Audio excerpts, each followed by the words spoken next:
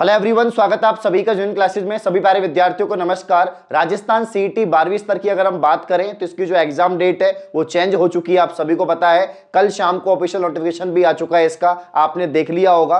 तो यहाँ पर जो है एग्जाम तिथि में काफी बड़ा बदलाव किया गया है। जो एग्जाम आपके फरवरी में 18, 19, 25, 26 तारीख को होने वाली थी, वो एग्जाम अब आपकी 3 दिन होगी। यानी आपकी जो एग्जाम है वो अब 4 फरवरी, 5 फरवरी और 11 फरवरी को आयोजित की जाएंगी 2023 के अंदर। तो लगभग आज से अगर हम देखें तो आपके पास ज्यादा समय बचा हुआ नहीं है, तकरीबन 50 दिन आपके पास में है। और इन 50 दिन में आपको सीईटी 12वीं स्तर की जो है तैयारी करनी है। जो भी इसका सिलेबस है वो आपको कवर करना है। तो बहुत सारे विद्यार्थी हैं जिन्होंने फॉर्म लगाए हैं, तकरीबन 16 लाख विद्यार्थी हैं जो एग्जाम में बैठेंगे, जो सीईटी की तैयारी कर रहे हैं 12th लेवल की, क्योंकि इसमें 7 बड़ी भर्तियां शामिल हैं जो आने वाले साल के अंदर होने वाली है। उसके लिए आपको सीईटी पास करना होगा। तो मैंने आपको काफी सारी वीडियो बनाकर बता दिया है इसका एग्जाम पैटर्न क्या है, सिलेबस क्या है, क्या आपका टारगेट होना चाहिए। ये सारी बात मैं पहले ही कर चुका हूं, कौन सी बुक पढ़नी है। आज का जो हमारा टॉपिक है वो यही है कि जो समय कम हुआ है उसको कैसे हम जो है यहां पर टारगेट करेंगे और कैसे शेड्यूल बनाएंगे, किस तरीके से हम तैयारी करेंगे। तो आखिरी 50 दिन की क्या रणनीति होगी, क्या स्ट्रेटजी होगी, ये मैं आपको बताने वाला हूं। तो कंप्लीट वीडियो आपको देखना है एंड तक। और चैनल को सब्सक्राइब नहीं किया है तो चैनल को सब्सक्राइब करें, बेल आइकन को प्रेस करें, जिससे आने वाली सभी वीडियो का नोटिफिकेशन आप तक पहुंच जाए। आइए वीडियो को स्टार्ट करते हैं। तो यहां पर सीईटी 12th लेवल की अगर हम बात करें तो 50 दिन के अंदर क्या आपका जो है यहां पर शेड्यूल होना चाहिए। तो रोजाना आपको कम से कम 8 से 10 घंटे पढ़ना ही पड़ेगा, क्योंकि समय बहुत कम है। एक एक दिन आपके लिए इंपॉर्टेंट है। तो यहां पर कंप्लीट आपको जो टाइम है वो पढ़ाई के लिए देना होगा और फुल्ली डेडिकेटेड आपको पढ़ना होगा। अगर आप कोई काम कर रहे हैं तो उसको छोड़ दो, क्योंकि अब ज्यादा समय आपके पास में नहीं है। क्योंकि यहां पर चूक हो गई तो आने वाली 2 साल तक आपको रोजगार नहीं मिलेगा, क्योंकि 2023 में आपके चुनाव हो जाएंगे। उसके बाद में फिर 2 साल तक वैकेंसी नहीं आएगी। इसीलिए जो वैकेंसी सीईटी 12वीं स्तर में शामिल है उन्हीं में आपको जो है सम्मिलित होना होगा, जिसके लिए आपको सीईटी 12वीं स्तर में पास करना होगा। 15 गुना में जो है आना होगा। तो यहां पर मैं आपको बता देता हूं कि एक दिन के अंदर जो है आप पूरा शेड्यूल बनाएं, हर दिन का शेड्यूल बनाएं कि मुझे एक दिन में क्या क्या पढ़ना है, कितने टॉपिक कवर करने हैं, आपका जो सिलेबस है उसके अकॉर्डिंग, ठीक है ना। जैसे कि अगर हम जीके की बात करें तो जीके में आप 2 या 3 टॉपिक उठा लीजिए और उनको आपको पढ़ना ही है। बुक से, नोट से, जो भी आपके पास मटेरियल है उससे आपको रेगुलर पढ़ना है। तो प्रतिदिन का आपका शेड्यूल होना चाहिए कि कम से कम 3 या 4 सब्जेक्ट आप लेकर चलो। तकरीबन 3 से 4 सब्जेक्ट आपको पढ़नी है। राजस्थान जीके में 3-4 टॉपिक आपको कवर करने हैं, जैसे कि हिस्ट्री के कोई टॉपिक है या आर्ट एंड कल्चर के कोई टॉपिक है, ज्योग्राफी का कोई टॉपिक है, इकोनॉमिक्स का है, पॉलिटी का है। 3 से 4 टॉपिक आपको रेगुलर यहां पर कंप्लीट करने पड़ेंगे, डेली पढ़ने पड़ेंगे, क्योंकि तभी आखिरी में आपको प्रैक्टिस के लिए या टेस्ट सीरीज के लिए या आपको रिवीजन के लिए समय मिल पाएगा। क्योंकि सिलेबस अभी तक नहीं हुआ है, काफी सारे विद्यार्थी जिनका सिलेबस ही कंप्लीट नहीं हुआ है। तो आपको रेगुलर 3 से 4 टॉपिक जीके के कंप्लीट करने होंगे। जो भी आपके पास में बुक्स है, जो भी नोट्स है, उनसे आपको रटने होंगे। कुल मिला के बात ये है, आप उनको याद रखिए, याद कर लीजिए, उनको रट लीजिए आप, ठीक है ना।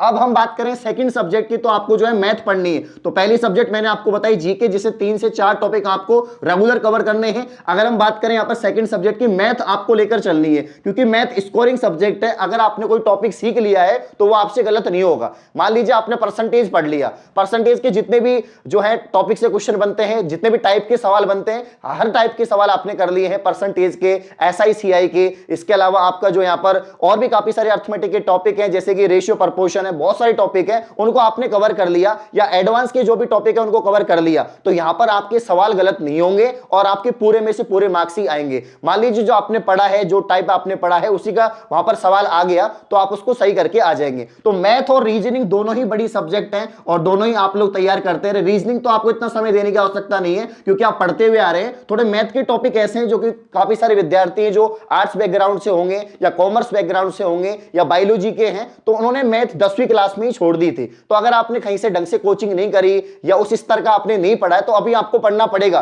क्योंकि कुछ नए टॉपिक इसमें सम्मिलित किए गए हैं। जैसे स्टैटिक है वो सम्मिलित किया गया पूरा कंप्लीट। यहाँ पर सांख्यिकी, जिसमें आपका माध्य, विचलन, बारंबारता, जो भी बहुलक वगैरह जो है, ये सारे टॉपिक इसमें सम्मिलित किए गए हैं। इसके अलावा इसमें आपका पूरा अलजेब्रा है, ठीक है ना, आपका यहाँ पर ज्योमेट्री है, काफी सारे टॉपिक है जो आपको कवर करने पड़ेंगे, सीखने पड़ेंगे और यहाँ से ज्यादा सवाल भी बनेंगे। आजकल एग्जाम पैटर्न इस तरह से रहता है कि मैथ में जो है एडवांस के सवाल ज्यादा आते हैं। अगर आप देखेंगे अर्थमेटिक के कम आते हैं, एडवांस के ज्यादा आते हैं, और इसमें एडवांस के सवाल आएंगे। और भैया मैथ के सवाल आने वाले 15 सवाल तो हम मान के चलिए, 10 से 15 सवाल तो आप मान के चलिए मैथ के आएंगे ही आएंगे, और इतने ही सवाल आपके रीजनिंग के आ सकते हैं, ठीक है ना। तो मैथ रीजनिंग को आपको डेली ही पढ़ना है, 2-2, 3-3 टॉपिक जितने आप कवर कर सकते हैं उतना आपको पढ़ना पड़ेगा। तीसरा जो आपका सब्जेक्ट है वो है साइंस। साइंस की अगर हम बात करें तो साइंस का भी काफी बड़ा सिलेबस दे रखा है, यहां से भी 20 सवाल बनने के चांसेस हैं, तो साइंस भी आपको पढ़नी पड़ेगी, इसको आप छोड़ नहीं सकते। और साइंस में 10वीं स्तर का है, ज्यादा टिपिकल नहीं है। साइंस में आपके कुछ बायोलॉजी के टॉपिक हैं, कुछ आपके केमिस्ट्री के हैं, कुछ आपके फिजिक्स के हैं। तो अगर आपके पास कोई भी बुक है या नोट्स है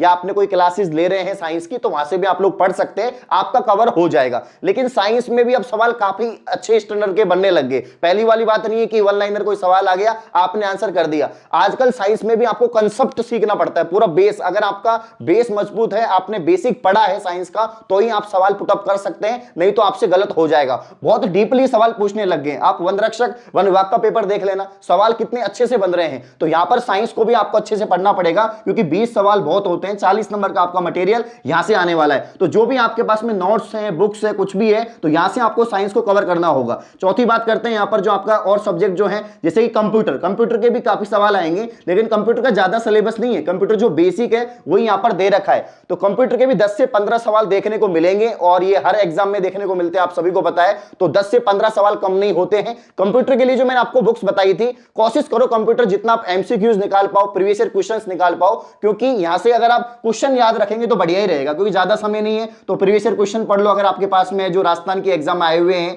या जो एमसीक्यूज आपके पास में है 300, 400, 500, जितने क्वेश्चन आप याद रख सकते हो उतने क्वेश्चन टॉपिक वाइज आप लोग पढ़ लीजिए, क्योंकि थ्योरी पढ़ने का समय नहीं है, आप सभी चीजों की थ्योरी नहीं पढ़ सकते हैं। तो अब आप जितने ज्यादा क्वेश्चन निकालेंगे, साथ के साथ में एमसीक्यूज पैटर्न में पढ़ेंगे, तो वो ठीक रहेगा। तो दक्ष की जो बुक मैंने आपको बताई थी उसको आप लोग पढ़ सकते हैं, ठीक है। तो कंप्यूटर की बात हो गई। अब हम बात करें लास्ट में हिंदी इंग्लिश की, उससे पहले मैं आपको बता देता हूं यहां पर करंट अफेयर। करंट अफेयर भी है, आपको एंड में पढ़ना है वैसे, क्योंकि अभी नहीं पढ़ना है, एंड में पढ़ लेना आप। जैसे एग्जाम हो उसके 10 या 15 दिन पहले आप करंट अफेयर पढ़ लेना।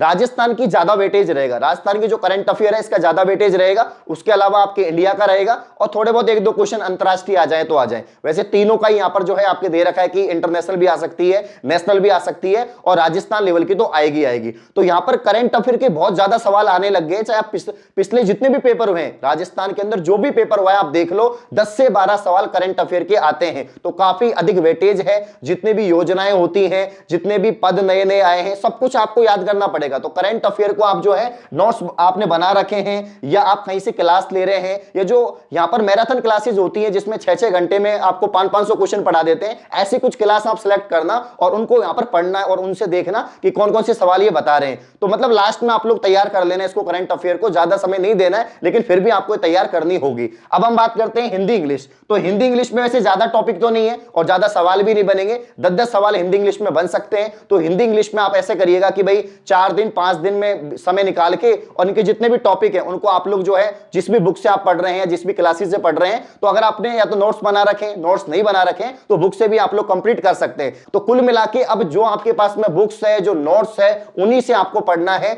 और कोशिश ये करनी है ज्यादा से ज्यादा सीटिंग पावर आपका होना चाहिए। 8 से 10 घंटे आपको पढ़ना ही पड़ेगा, तब जाके आपका पेपर क्लियर होगा। क्योंकि अब वैसे समय कम हुआ है, आप लोग सोच रहे थे कि यार 6 घंटे पढ़ ले, 5 घंटे पढ़ ले, अभी तो टाइम है 2 महीने 3 महीने, तो भैया आप तो मात्र 50 दिन है, 1.5 महीने भी पूरे नहीं है। तो जितना ज्यादा आप समय जो दे सकते हैं पढ़ाई के लिए, सीईटी के लिए, उतना आपको देना होगा। तो लास्ट में मैं यही बोलना चाहूंगा कि जो विद्यार्थी यहां पर जो है लाइव क्लासेस ले रहे हैं, रिकॉर्डेड क्लासेस देख रहे हैं, या कोई कोर्स से पढ़ रहे हैं, ऑनलाइन पढ़ रहे हैं, तो अभी कम कर दीजिए, क्योंकि ज्यादा यहां पर टाइम कंज्यूम हो रहा है आपका क्लासेस के अंदर। 2-2, 3-3 घंटे की क्लासेस हैं, 1-1 घंटे की क्लासेस हैं, उसमें उतना कंटेंट आपका तैयार नहीं हो रहा है। लेकिन अगर आप नोट से पढ़ते हैं, बुक से पढ़ते हैं, तो ज्यादा पढ़ पाएंगे और ज्यादा चीजें आप सीख पाएंगे। तो यही है, अभी थोड़ा कम कर दीजिए। जो टॉपिक आपको नहीं आ रहा है उसकी क्लास आप देख लो। किसी भी टॉपिक में आप कंफ्यूज हो रहे हैं, मैथ का कोई टॉपिक है, रीजनिंग का है, इंग्लिश का है, हिंदी का है, कोई भी टॉपिक है, पर्टिकुलर टॉपिक वाइज आप जो है वीडियो देख सकते हैं, लेक्चर देख सकते हैं। लेकिन पूरा कंप्लीट ही भाई सुबह से लेकर शाम तक आप लाइब्रेरी में बैठ के लेक्चर ही देख रहे हैं, तो उसका पूरा टाइम आपका खराब हो जाएगा। तो जितना ज्यादा बुक से पढ़ सकते हैं, और जो भी आपने नोट्स बनाए, अभी तक आपने नोट्स तैयार कर लिए होंगे, काफी समय हो गया है, बहुत सारे विद्यार्थी काफी पहले से पढ़ रहे हैं, तो अब समय आ गया है कि आपको जो है पूरा का पूरा जो है यहाँ पर सिलेबस कवर करना होगा और आखिरी में आपके पास समय बच जाएगा। अगर आप इस तरीके से पढ़ेंगे जैसे मैं आपको बता रहा हूं तो समय आपका बच जाएगा, 15 से 20 दिन आपके पास बच जाएंगे जिसमें आप रिवीजन और प्रैक्टिस कर सकते हैं, जो भी आपने पढ़ा है उसको रिवाइज कर सकते हैं। तो आखिरी 50 दिन आपके पास में है, एक दिन में आप 3 क्वेश्चन का भी मटेरियल पढ़ रहे हैं तो जो है आपका यहाँ पर 50 दिन में 150 क्वेश्चन आपके तैयार हो जाएंगे और यही आपका टारगेट होना चाहिए। तकरीबन यहाँ पर टारगेट लेके चलिए कि 220 या 230 नंबर आपके आने ही चाहिए, 300 में से ये आपका टारगेट होना चाहिए। जो बच्चे काफी कमेंट करते हैं सर कितना टारगेट लेके चले, तो इतना तो आपका टारगेट यहाँ पर होना ही चाहिए। तो ये सारी बातें मैंने आपको बता दी है, बाकी अपडेट आपको पता चली गई है और यही अपडेट रहने वाली है, ज्यादा चेंजेस इसमें नहीं होगा। तो इस प्रकार की और वीडियो पाने के लिए आप चैनल को सब्सक्राइब करें। धन्यवाद।